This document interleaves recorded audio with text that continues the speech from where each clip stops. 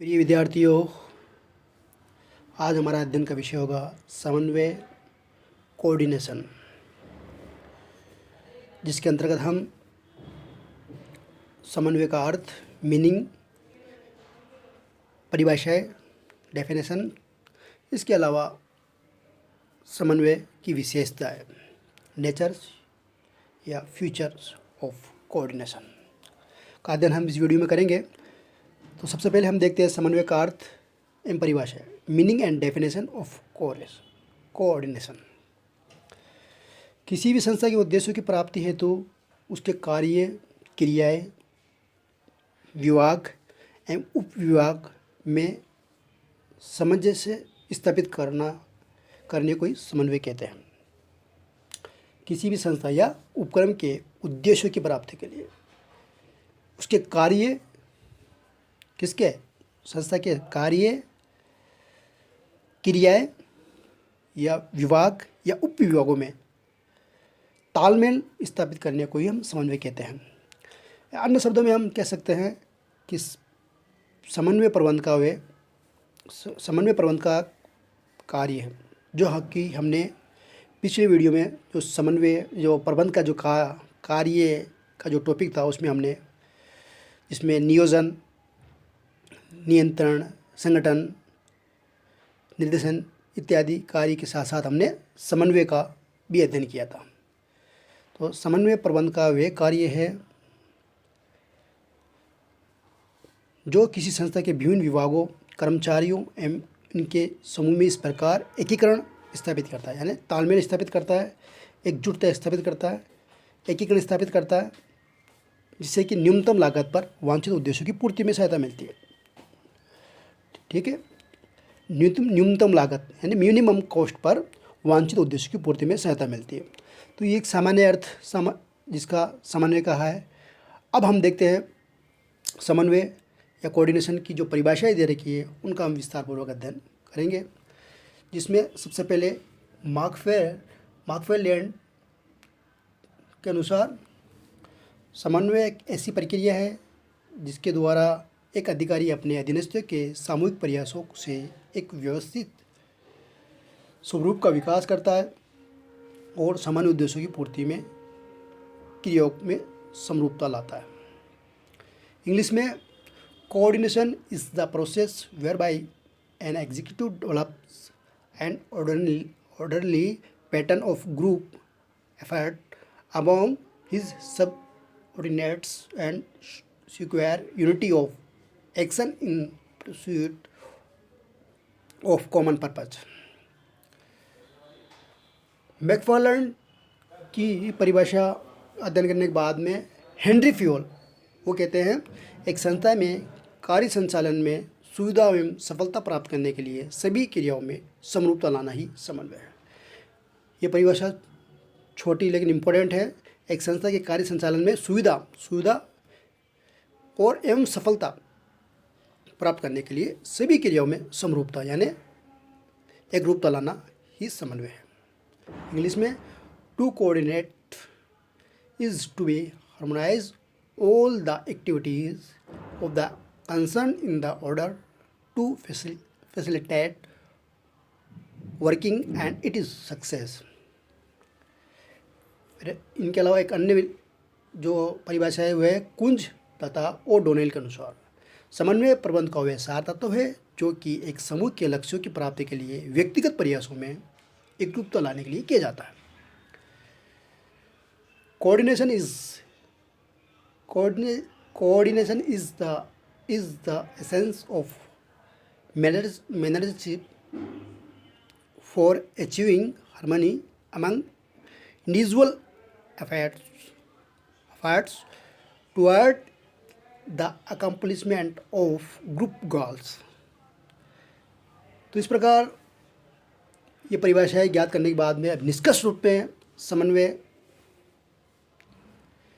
एक ऐसी प्रक्रिया है। समन्वय क्या एक ऐसा प्रक्रिया है, प्रोसेस है जिसके अंतर्गत संस्था के विभिन्न विभागों एवं उप विभागों में कार्यरत व्यक्तियों के कार्यों एवं प्रयासों में समरूपता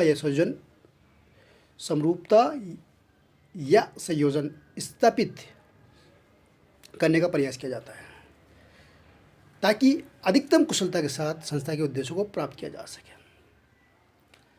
इंग्लिश में the coordination is the process of synchronizing and integrating the efforts of individuals and departments of an organization with a view to attain the organization's goals efficiently and effectively। तो इस प्रकार समन्वय का अर्थ हुआ। अब हम देखेंगे समन्वय की जो विशेषता है कौन कौन सी है। तो सबसे पहले विशेषता, समन्वय की विशेषता नेचर ऑफ कोऑर्डिनेशन, जिसमें सबसे पहले देखिए सतत प्रक्रिया है। समन्वय क्या है? सतत प्रक्रिया यानी कंटिन्यूस प्रोसेस है।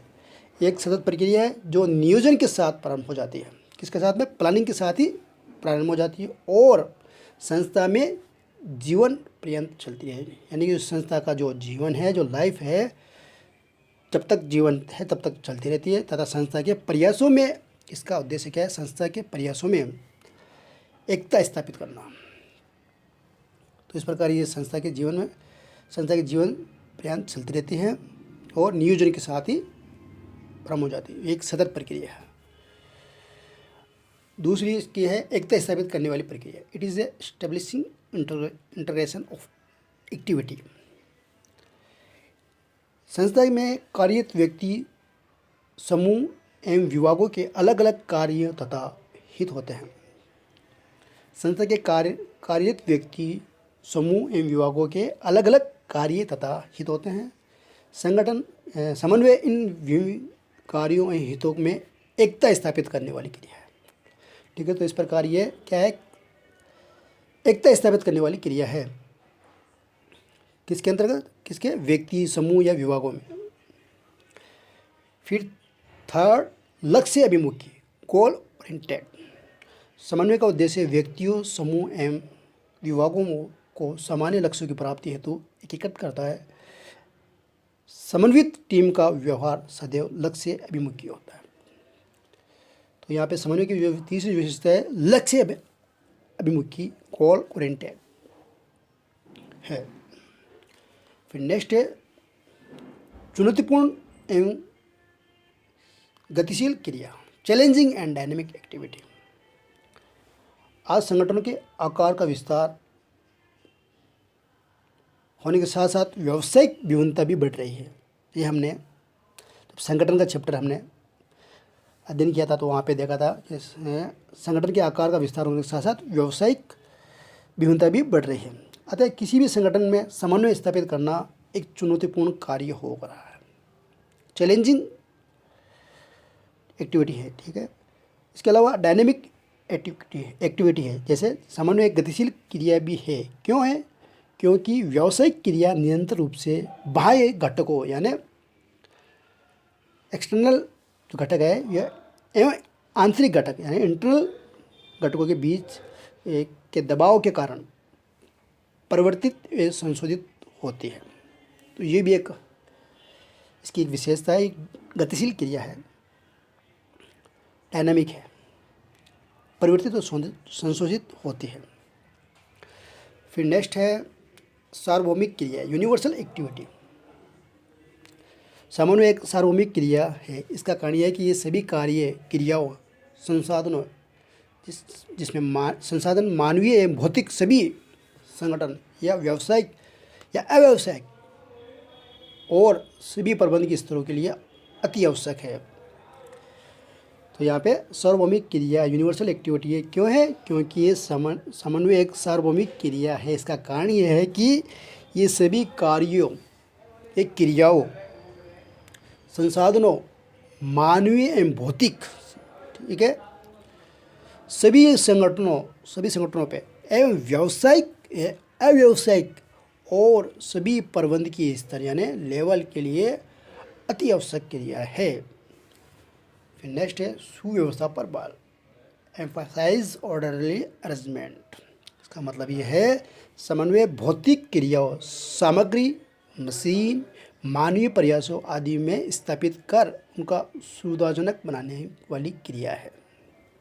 ठीक है, किनको क्या करती है? समन्वय भौतिक क्रिया जैसे क्रिया है। इसके अलावा सामग्री, मशीनों एवं मानवीय प्रयासों आदि में स्थापित की जाती है और उसको सुविधाजनक बनाने में वाली क्रिया है। तो इस प्रकार हम कह सकते हैं सुव्यवस्था पर बल देती है।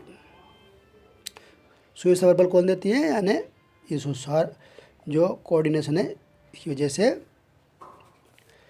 जो क्रिया है जैसे सामग्री, मशीन मानवीय प्रयासों आदि में स्थापित कर उसका सुविधाजनक, यानी जो मशीनें वगैरह उनको काम करने में आसानी वाली देने वाली क्रिया है।